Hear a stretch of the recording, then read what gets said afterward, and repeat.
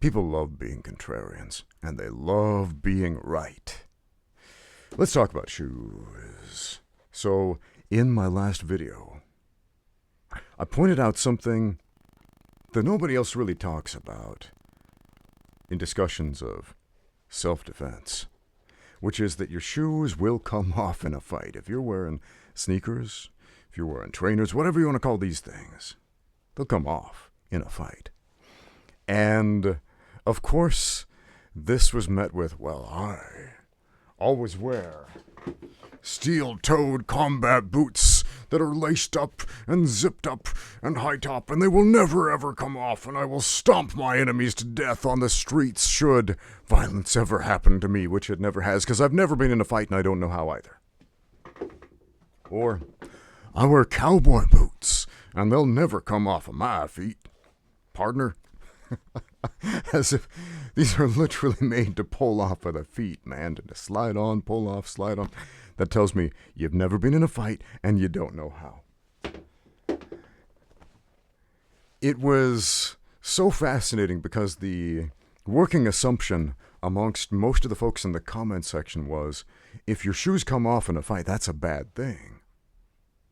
Because they don't know how to fight without shoes on. Let me tell you something about shoes. Shoes are really, really bad for your feet. This is true. Shoes deform the feet. Let's take a look at a shoe. Look at the sole of that shoe. Okay, this is a pretty typical tennis shoe as far as its shape. And let's compare that with the shape of a human foot. Notice one of these is not like the other. The toes of a natural human foot spread out like fingers, and shoes force them into these overlapping points. Why? Why is it? Take a look at the cowboy boot for a minute. This is one of the main culprits because it's got a point at the end. It's because this is a riding boot. It's not a walking around casually good for your feet type of boot. This is a riding boot.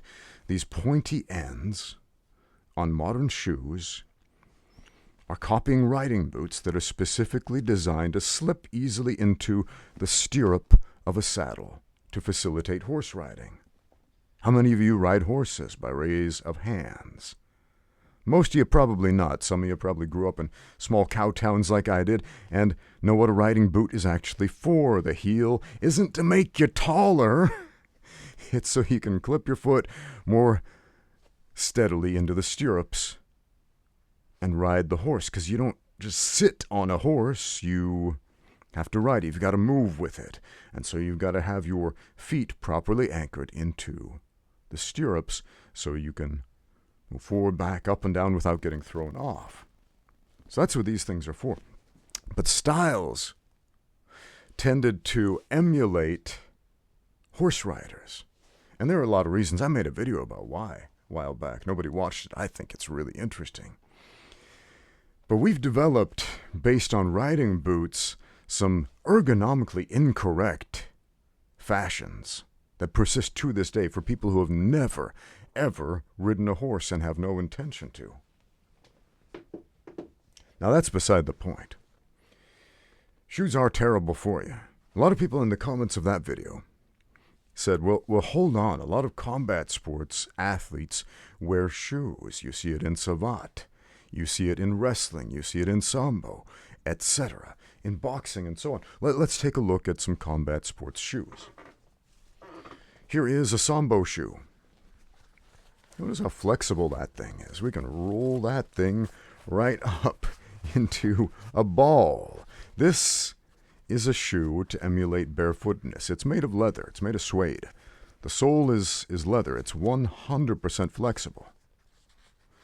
It is made to emulate a barefoot, but it has the added advantage of putting your shoes in this neat little leather sock so they're not going to get snagged. Gives you a little bit of ankle support there. Yeah, it's basically a barefoot shoe is what it is. Let's look at a wrestling shoe. Here we go. This is one of my favorite pairs of wrestling shoes I ever owned. Asics split second. Split sole shoe. Worn this so much the soles are starting to come off there. And again, this is a barefoot shoe. The difference between a wrestling shoe and a sambo shoe, they've got rubber grips on them. The sambo shoe is just suede on the bottom like it is in the split sole there. Okay? But this has some grips on it.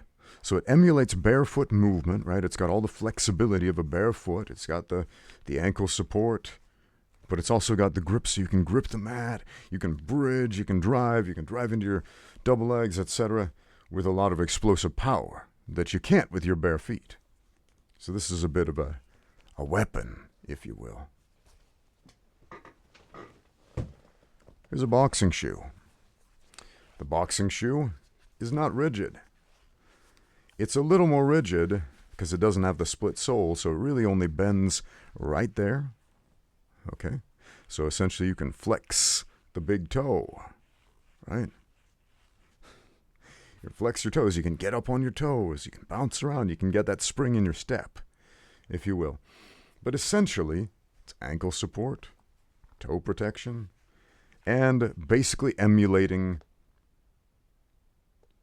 bare feet. Some boxing shoes will have a slightly elevated heel, like this one, specifically to encourage the fighters to distribute their weight more on their toes as opposed to being flat-footed. Okay?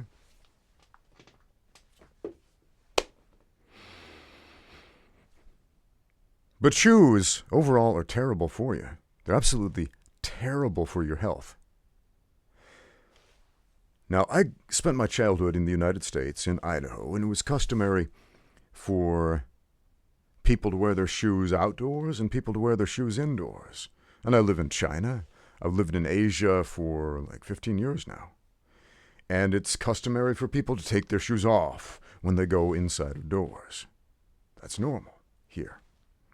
In fact, the last time I went back to visit the United States, it kind of shocked me how gross it is that people wear their shoes indoors and track all this crap all over their house, literal crap, dog poop and whatever they step in outside into their house. And so American houses are often filthy, man, as far as the floor goes, especially if you've got carpet. And so all that filth gets buried and hidden in the carpet. And if you walk around barefoot, you'll have black feet walking around in an American house. It's gross, man. Go into an Asian house, on the other hand, walk around bare feet. You're going to be fine. They keep those places clean over here, man.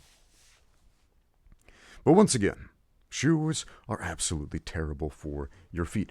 They contort them into shapes that feet were never intended. Look at your feet right now. Do your toes fan out like fingers, or do they come to points, unnatural points? That's not the normal shape of a human foot. That's not what feet are supposed to do. If you wear shoes most of the time, if you wear stiff-soled, cushioned-soled, yeah, you can have a stiff rubber sole. Let me show you something. Check out this boot. This is a great boot. It's a nice boot. I like these boots a lot. They got a nice stiff rubber sole, lots of tread on them. But they also have nice cushy, what do we call that? That padding above the sole? I don't remember what it's called in English. They're comfortable to wear. They're comfortable to wear. But if you wear these all the time, what happens to your feet? It encourages weakness. It makes your feet weak. We don't have a lot of muscles in the feet to support our movement. Instead, we have what's called fascia. Fascia is a connective tissue between the muscles where the real strength comes from. Your feet have to be, if you're an athletic person, they must be one of the strongest parts of your body because they are sustaining your entire body weight every step you take. Can you walk on your hands? Some of you can. Some of you can't. Some of you can't even do a handstand. That's okay. Work on it. But even those of you who are experts at walking on your hands can probably only take a few steps on your hands before you have to come down, because there's a disparity between upper body strength and lower body strength. It's also that our hands are not designed to bear the entirety of the body weight for prolonged periods of time, but our feet are. And yet we shift that burden onto our shoes, which is really, really stupid. If you are not spending a meaningful percentage of your day moving without your shoes, walking without your shoes, performing athletically without your shoes, you are doing a great disservice to yourself. It is a huge blow to your overall health. I'm not a self-defense instructor. I'm a combat sports coach. I teach people to fight competitively. It's a massive difference. One is delusional power fantasy, which is the whole self-defense industry, getting people scared. The bad guys are going to jump out of the shadows, so you need your steel-toed combat boots to curb stomp them, just in case, so you're constantly living in fear, and they're going to profit off of that, versus teaching people how to win fights. Period. So, your shoes coming off in a fight isn't necessarily a bad thing. That might be the best thing that could happen to you. As I showed in that video, shoes coming off in a fight, in the two instances I showed you, actually made the situation better. Why did they come off? Because somebody's got your leg, they're trying to control you, and so you wrench your foot free. Off comes the shoe, but guess what? You're free. Can you run without shoes? If the answer is no, you need to fix that. Can you kick without shoes? If the answer is no, you need to fix that. Can you perform athletically without shoes? If the answer is no, you need to fix that. Even weightlifting, especially weightlifting. Let's look at that for a minute. I'm looking around. I've got several pairs of weightlifting shoes, but they're not within arm's reach. But they have a solid heel that's made of wood or hard plastic or fiberglass or something like that that's solid, and it raises the heel to put the body in a more ergonomically correct position for squatting. Because people tend to lack flexibility in their Achilles tendons, and so a lot of people need that extra boost in the heel. It can be very helpful. But at the same time, that's kind of like putting a Band-Aid on a symptom, in a way. Because why do people lack that flexibility in the Achilles tendon? Because they're not sitting in a squat as much as they should. If you come over to Asia, here where I live, they've got these things called squat toilets, the squatty potty, if you will, where the toilet's on the floor. It's not a stool, it's not a throne. You literally just squat down on the ground, on your haunches, and you poop. And that's just how it's done in many, many places here. And what does that do? It opens up your hips, it stretches out your Achilles tendons to their natural proportions. Whereas if you never do that, if you never sit in the Asian squat, your body's going to atrophy, your tendons are going to shrink, and you're going to turn into this weird subhuman mutant who's not able to move the way a human is intended to move. Shoes are a very similar thing. They're a crutch. They are a crutch.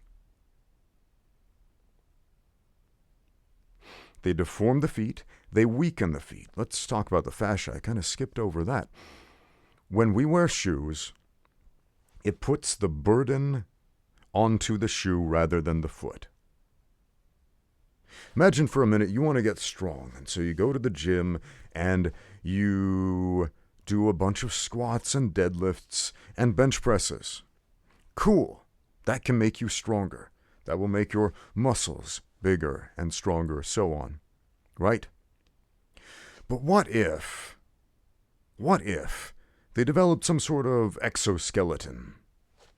Like an Iron Man suit from Marvel Comics, and you could put that thing on, and it would allow you to lift, to bench press, to squat, to deadlift, all of this weight, because the suit, the exoskeleton, would bear that weight for you, and so your muscles wouldn't have to engage. And you would think, wow, I can bench press 600 pounds for reps easy without getting tired. This is awesome.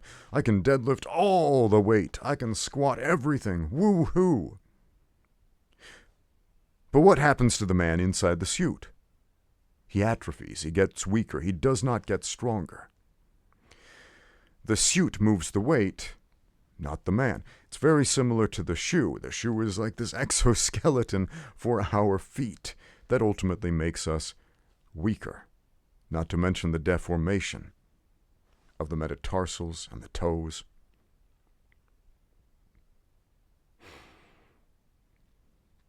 And so if you constantly wear shoes and you don't spend a considerable amount of time moving without shoes, barefoot, and some of you typing, but I wear those Vibram 5-fingered barefoot shoes. It's not the same. It's not the same as contact with your skin, with your actual fascia making contact with that solid surface. It's not the same. It might be a more close approximation than wearing a cowboy boot, but it's not the same as going barefoot. It's kind of like wearing weightlifting gloves. If you're doing deadlifts. If you're wearing weightlifting gloves and doing deadlifts, some gym bros will laugh at you and say, look at this. Look at this putz. He's not developing calluses on his hands with which he can use to have a strong enough grip to hold on to a heavy bar unassisted. And while it's not nice to laugh at people, there is a salient point being made there. If you cannot do the physical task unassisted that you could easily have done unassisted otherwise, if you just hadn't used the gear to begin with, that's a problem. The shoe, it's a performance enhancer in some ways. You can stomp harder with that solid heel, okay. But you're not a hero for getting into street fights. You're an idiot. And if you live your life in anticipation of the bad guys might jump out and get me today, so I better put on my steel-toe boots so I can stomp them to death. And another day passes and that fantasy remains a fantasy. Oh, but it totally happened to me once, Ramsey.